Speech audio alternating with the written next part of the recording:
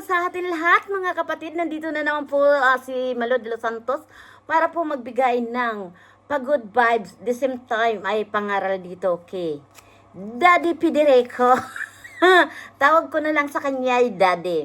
Pero hindi dapat ko tawagin ng Daddy dahil alam niyo po, si Daddy Federico po ay literal na babaero. Aray ko. Babaero po itong si Daddy Federico dahil alam niyo po, 'di ba? Isang araw lang po na nakakalipas, ako ay jowa niya. Jowa. Nakajowa, no? Ngayon naman po, kaya nasabi kong babaero dahil isang araw o dalawang araw nakalipas, si Bupil na naman po ang kanyang jowa. Sino ang paniniwalaan natin?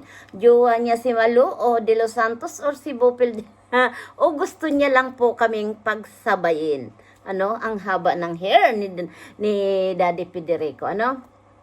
Ngayon po mga kapatid, kahapon nadaanan ko po ang kanyang live na habang nananahi, siya po ay hindi nagpapakitang muka at hindi na daw po siya magpapakitang muka dahil po ay may nag-CI na daw po doon sa bahay niya. Ang akala niya daw lang po, magkakabit lang ng wifi o Meralco.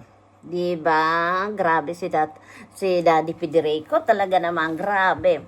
Ngayon po mga kapatid, totoo man o hindi yung tungkol po sa kaso-kaso po yan. Pero, dati sabi ko, wow, ito si Daddy Federico kahit nakikialam sa kalingap, hindi nagmumura. The same time na rini-reactionan niya nga si Dr. Love na ganun nga, na pinagpa-blatter na nga siya dito kay Dr.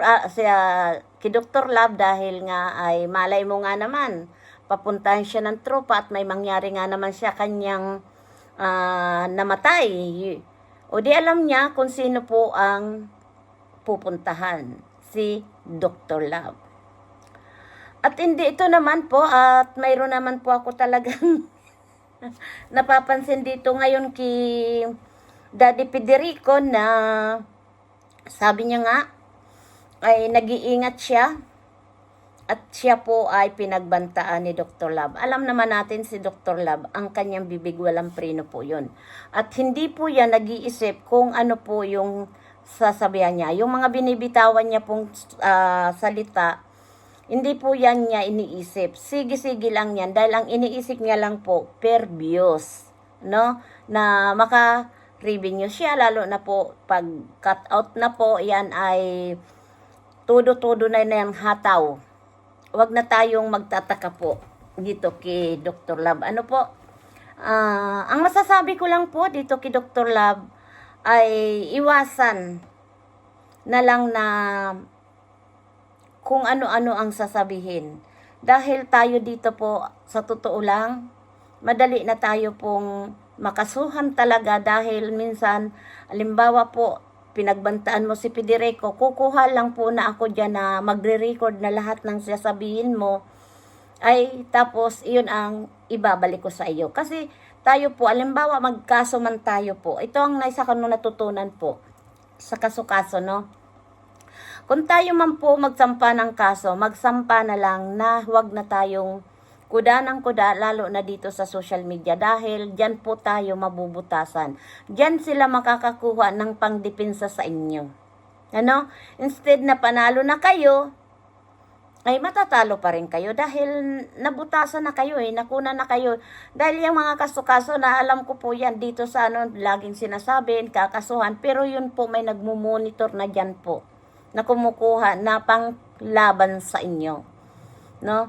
Dahil ko sa kaso po, halimbawa man, nagsampa tayo ng kaso, wala na tayong sasabihin, kahit isang salita. Dahil yan ang sasabihin na, na kailangan maging tahimik na lang kayo, huwag kayong gagawa na kung anumang problema para wala sa inyong ibalik. Diba? Ganun po sa, pag nag-imbestiga ka, halimbawa, magsasampa ka ng kaso, iimbestigahan din po kayo ng lawyer nyo.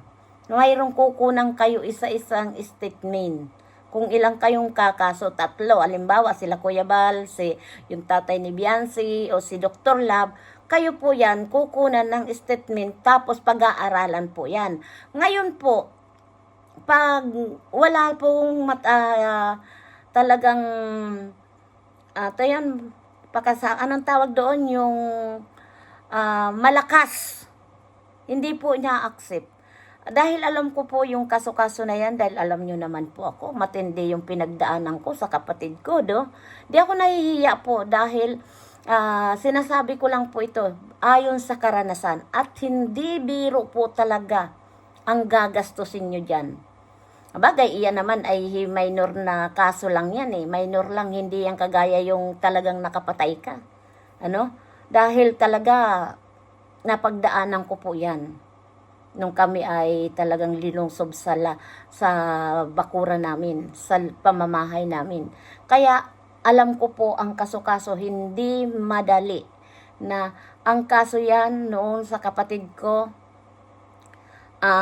Umabot po yan ng, kasi 2009 nangyari, nasolve lang yan na kaso na yan, 2022.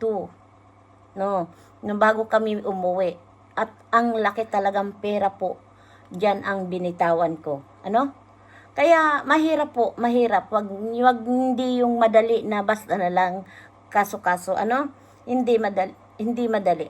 Oras, gugugulin mo talaga yung talagang pag-aaralan nyo, kung paano i-depend talaga yan, na patatawag kayo ng abogado para ganito, ganyan, para manalo ang kaso nyo. No? At nakakaawa po yung walang pera dito. Dahil yung may pirang kalaban, kahit ilang lawyer po yan o judge ang kunin ninyo, kayang-kaya para lang mapanalo nyo ang iyong manok kung sa sabong, 'di ba? Kaya mahirap po talaga magsalita basta-basta, no. Kaya dito man kay Dr. Lab, ako talaga dito kay Tutay Federico, ay magtagaan na lang kayo. Matira matibay. At ayan nga, ang akala ko nga si Tatay Federico hindi nagmumura, na nakita ko po talaga yun. Narinig ko kung paano niya murahin din si Dr. Lab. Doon po ako ay parang nanumbalik yung kaya mas maganda na talaga Tay Federico, hindi ka na lang nagmura. Dahil kahit pa paano, inangaan pa kita. Talagang diyan kami sa'yo, panig. Dahil kami, ayaw na namin kay Dr. Love dahil naranasan namin kung paano murahin. Lalong-lalo na po si Malu de los Santos na minura-mura na wala namang ginawa sa kanyang kasalanan. Nadamay lang tayo sa Kaya nga alam nyo, sa totoo lang, sa case na po talaga ng mga, kung sa kaso yan, na yung pinagbibintangan nyo at parang nadamay lang ako doon, iyan linilitis yan kung totoo talagang nandoon ka sa krimen na yan. Kaya lang wala talagang investigasyon, talagang rapido, nagpaliwanag ka na ako nandyan sa GC na yan, pero wala akong nakita na anumang konversasyon kung nandyan man si Joel Salcido, no? Hindi ako pinaniwalaan, minura ako at sasampalin pa ako. Yun ang hindi talaga, yun talaga matinding, kung ikakaso ko talaga, matindi po talaga yun. Talagang may laban tayo. At ito naman dito naman kay Tatay Federico, nakakatuwa sana dahil hindi siya nagmura pero hindi niya na po napigilan. Nakapagmura na rin siya dito kay Dr. Love. Kaya sayang lang ang pagiging magjowa namin. Dahil ang magiging magjowa namin ni Tatay Federico, ang sabi niya nga, dineclare niya na ako daw ay tsuta niya. Jowa niya. At ngayon, isang araw po mga kapatid, na narinig ko po ay jowa na niya rin si Bopel Mix Vlog. Kaya, alam mo talaga Tatay Federico, hindi namin malaman. Pinatos mo kaming dalawa. Kaya ayaw ko na sa iyo dahil literal kang babaero. Pagpatuloy mo na lang yung laban mo dito sa kay Dr. Love, yan na lang ang ipagpatuloy mo. Wag mo na kaming juwain ni Bupil Mix Vlog dahil mayroon na rin kaming mga pamilya, no? Kagaya na nga po, ay ang asawa ko po, nandyan lang yan. Laging napakabait po ng asawa ko, napakabuti at hindi po yan nagmumura at walang bisyo. Ano? Ang bisyo lang niyan, kumain, matulog at sa trabaho. Ano po? At iyan lang po, masasabi ko lang, ang payo ko lang sa iyo, Tatay Federico, huwag kang matakot kung may panglabang ka. Ang sabi mo nga, magtatago ka na pagkatapos ng pananahi mo at para mayroon ka ng pamasahe. Alam mo, sa kagabi kahapon nga na dumaan po yan sa akin na nananahi.